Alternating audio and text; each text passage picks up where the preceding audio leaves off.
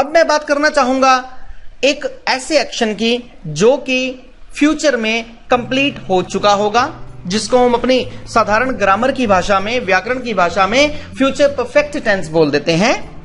An action will have been completed at same point in future. It is used to express an action or work which will happen in future and is thought to be completed in future. It shows a sense of completion for action or work which will occur in future. ऐसा कार्य या ऐसा action जो भविष्य में ही होगा और यह भी माना जाए कि भविष्य में ही पूरा हो जाएगा। इसका भी हमारे पास रूल बहुत साधारण है कि सेंटेंस के शुरू में subject means I, we, you, they, plural, he, she, it, singular noun and singular name, plus will have, plus verb की third form, plus rest of the sentence. An action will have been completed at same point in future.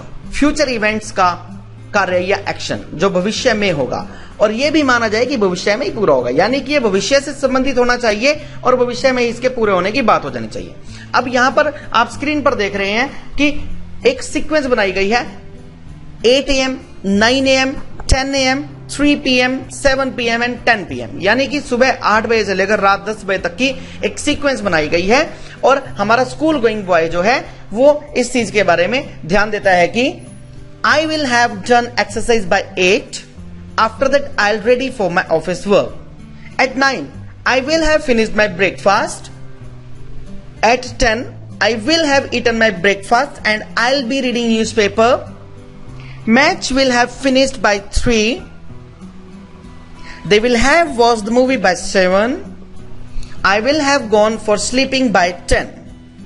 At 3:30 tomorrow, I will have finished my English class. After that, I will come back for home. In December 2017, my brother will have been married. It's 10 PM now. By 11:30 PM, I hope that match will have finished and India will have won the match. It's Tuesday. I will have reached Delhi by Thursday. Tomorrow is holiday. I will have left for home by the time you will come to me. यानी कि future event का कार्य या action जो भविष्य में होगा और यह भी माना जाए कि भविष्य में ही पूरा हो जाएगा। Ravi will have finished his homework by the time his father gets home. She will have cooked food by the time guests come in the house. They will have reached the station before train comes at the railway station. By the time I get home, cricket match will have finished. The robbers will have taken all the cash by the time police arrives. Time expressions. Time expression का मतलब कि कोई भी काम कब तक complete हो चुका होगा। टाइम एक्सप्रेशंस के लिए हम इसमें कुछ शब्दों का प्रयोग करेंगे। ये शब्द हैं by the time, before, by tomorrow, by 7 o'clock, by next month, until और till। अब बात हम करेंगे पीरियड ऑफ टाइम और पॉइंट ऑफ टाइम के, यानी कि use of for and use of since. इसमें छोटे होते से हम अपने स्कूल्स में जब हमें टेंसेस सिखाए गए थे या जब हमें स्कूल में ग्रामर सिखाई गई, छोटे होते से हम एक बात सुनते आ रहे हैं कि जहां पर भी हमारे पास कोई भी निश्चित समय दिया गया होगा वहां पर हम सिंस लगा दें, जहां पर भी हमारे पास कोई भी अनिश्चित समय दिया हो वहां पर हम फॉर लगा दें। लेकिन मैं इसका एक बहुत सिंपल सा फार्मूला आपको बताता हूं कि जहां पर भी हमारे पास किसी भी तरह की कोई भी काउंटिंग आ जाए उसके साथ आप फॉर लगा देंगे। हमारे तीनों present perfect continuous, past perfect continuous and future perfect continuous tenses में, लास्ट के 3 पार्ट्स ऑफ टेंसेस में दोबारा से सुनेंगे। Present perfect continuous, past perfect continuous and future perfect continuous में जहां पर हम वाक्य के अंत में सिंस और फॉर का प्रयोग करते हैं एक चीज का ध्यान रखें कि जब भी हमारे पास किसी तरह की कोई भी काउंटिंग आ जाए, मैक्सिमम काउंटिंग्स इसके अंदर कवर हो जाएंगी। कैसे? एग्जांपल देखिए लेफ्ट हैंड साइड पर स्क्रीन के, for a period of time, कैसे? For 30 minutes, for 4 days, for 5 months, for 3 years, for 5 centuries, for 3 weeks, for 3 months, for 2 decades, या फिर फॉर अ लॉन्ग टाइम, या फिर फॉर एवर। अब बात करता हूं मैं सिंस की। Since means point of time. कहने का अर्थ बहुत सिंपल सा है कि किसी तरह की कोई भी काउंटिंग आ जाए तो वहां पर फॉर का यूज होगा। लेकिन अगर हमारे पास इस तरह की काउंटिंग दी गई हो, जैसे कि हम देख रहे हैं सिंस 10 AM, यानी कि ऐसी काउंटिंग जिसके साथ AM या PM लग जाए, उस काउंटिंग के साथ हम सिंस का प्रयोग कर देंगे।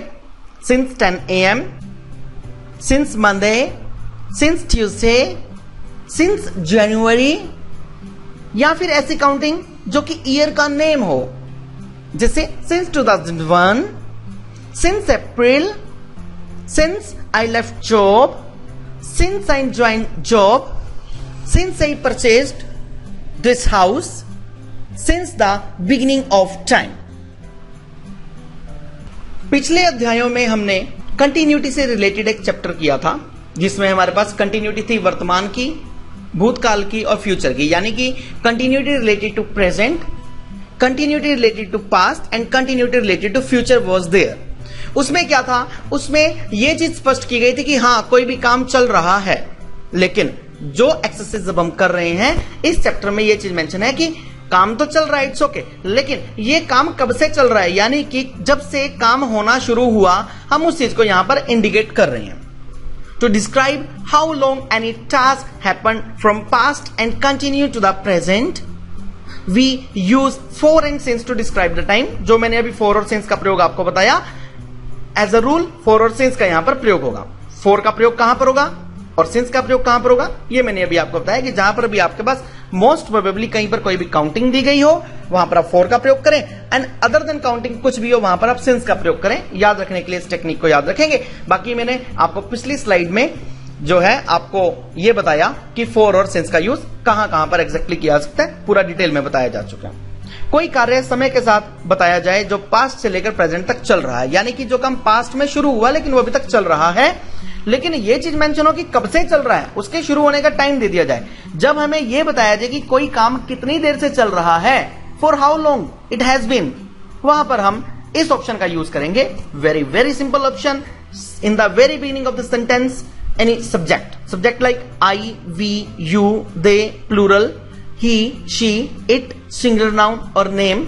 ठीक, इनमें से I, we, you, they and plural, इनके बाद हैव बीन प्लस वर्ब की first form plus ING plus since of for. और इसी तरह से सिंगुलर सब्जेक्ट्स के लिए he, she, it, singular noun and name plus has been plus verb की first form plus ING plus since for. Let us see, starting at 7, सुबह 7 बजे से शुरू करके it's 9 now. He has been doing exercise since 7. Since का प्रयोग, he has been doing exercise for 2 hours. Now, starting at 10:30, it's 11 now. He has been eating food since 10:30. He has been eating food for half an hour. Starting at 11:30, it's 12 now. I have been reading newspaper since 11:30. I have been reading newspaper for half an hour. Starting at 9, it's 12 now. They have been playing since morning. They have been playing for 3 hours. Starting at 6, it's 9 now. They have been watching movies since 6. They have been watching movie for 3 hours. Starting at 12, it is 6 now. He has been sleeping for 6 hours. यानी कि जो काम हमारे पास जब से शुरू हुआ, उस काम के स्टार्टिंग पॉइंट से लेकर अब तक का हमने वर्णन किया। कुछ और उदाहरणों की सहायता से इसको डिस्कस करेंगे। मैं दोबारा से आपको याद करा दूं, कोई कार्य समय के साथ बताया जाए जो पास्ट से लेकर प्रेजेंट तक चल रहा है, यानी कि to describe how long any task happen from past and continue to the present we use for and since to describe the time. I, we, you, they and plural इनके साथ have been plus verb की first form plus ing plus since or for. He, she, it singular noun and name इनके साथ has been plus verb की first form plus ing plus since or for. I have been living in Delhi for 2 years. He has been working in this office here since 2015. We have been waiting for the train for 2 hours. I have been playing for 2 hours. We have been playing for 2 hours. You have been playing for 2 hours. They have been playing for 2 hours. Sonika and Priya have been playing for 2 hours. They have been doing the same work for last many years. We have been traveling since Monday. इन पर भी ध्यान देंगे। कई बार हमारे पास exactly काम शुरू होने का टाइम नहीं दिया, लेकिन तब भी ऑप्शन हमारे पास एज एन एक्सेप्शन यूज हुआ करती है। इन पर भी ध्यान दीजिए, हालांकि ये बहुत कम यूज हुआ करते हैं sentences. Just see, I am so tired, I have been working, I have been running, so I am really thirsty, they have been playing but still no result is there, I have been living in Delhi. It's a very good place. Again, the use of for and since. Same वही pattern. Next option में, यानी कि जब भी कोई काम शुरू हो चुका था लेकिन वो कंटिन्यूटी में चल रहा था, कितने समय से चल रहा था। To describe how long any task happen from past time and continue in past, यानी कि पास्ट में ही शुरू हुआ और पास्ट में ही वो कंटिन्यूटी में चल रहा था। We use for and since to describe the time. कोई कार्य समय के साथ बताया जाए जो पास्ट में शुरू हुआ और पास्ट में काफी समय से चल रहा है, मीन्स कि चल रहा है, उसके शुरू होने का टाइम भी दे दे, लेकिन अभी समाप्त नहीं हुआ है। इस चीज का ध्यान देंगे, लेकिन अभी समाप्त नहीं हुआ है। जब हमें यह बताया जाए कि कोई काम कितनी देर से चल रहा था, for how long it had been.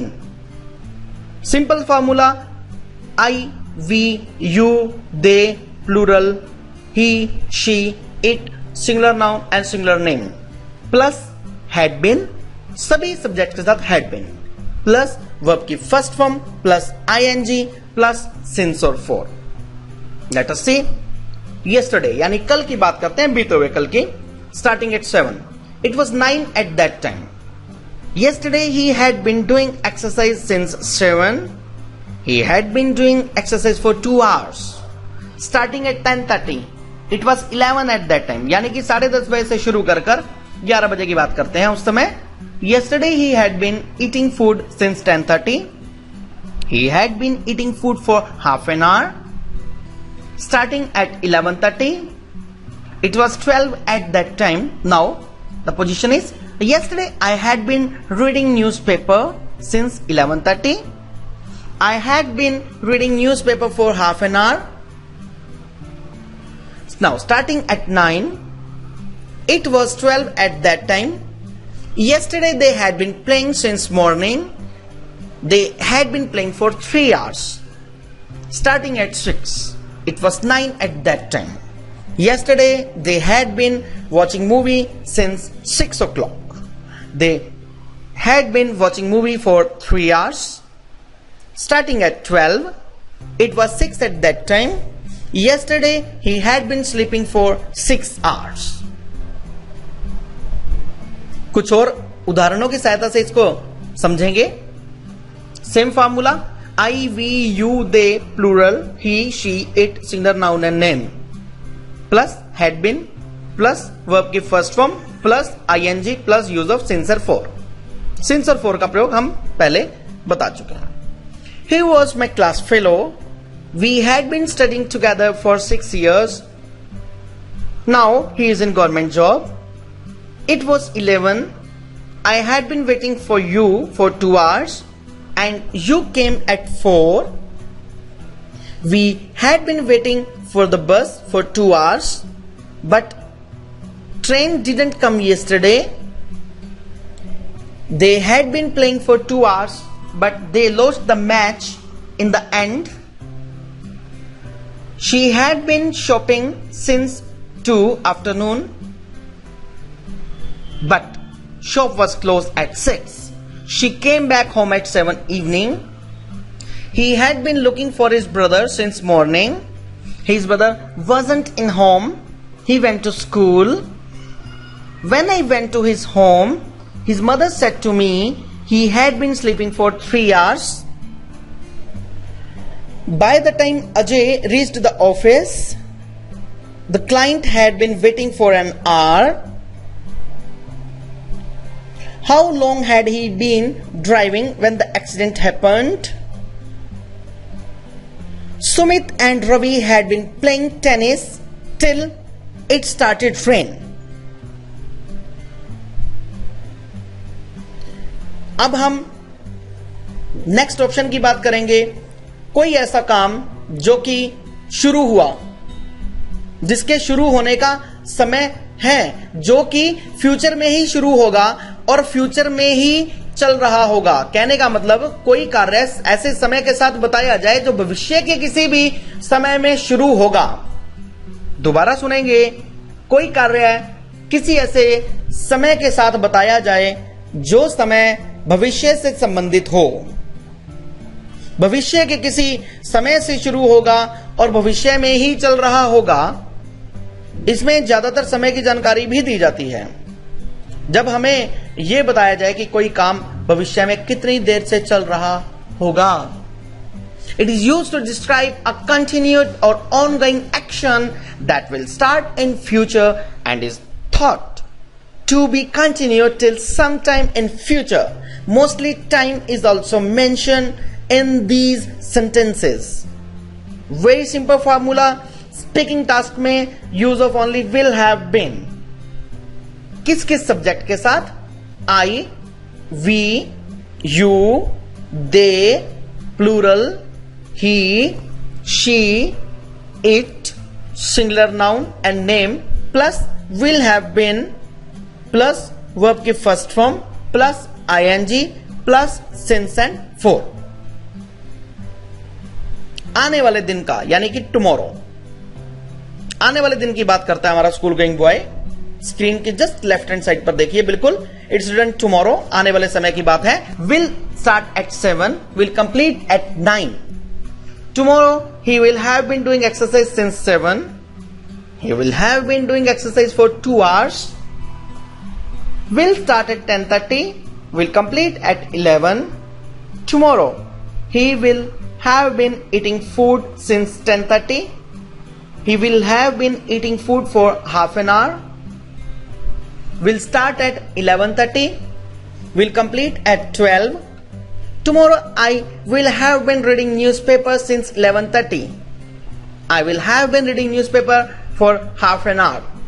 Will start at 9, will complete at 12. Tomorrow they will have been playing since morning. They will have been playing for 3 hours. Will start at 6, will complete at 9. Tomorrow they will have been watching movies since 6 o'clock. They will have been watching movie for 3 hours. Will start at 12, will complete at 6. Tomorrow he will have been sleeping for 6 hours. कुछ और उदाहरण. I will have been living in Delhi for 16 years by 2020. I'll have been teaching English for 10 years by next year. I'll have been working here for 4 years by next year. Tomorrow is a holiday. We will have been sleeping for 10 hours. Summer is our off season. We will have been trying to find another job for 4 months in summer. Ravi will be very tired when he comes home because he will have been driving over 12 hours. New government will have been ruling the country for 5 years by 2018.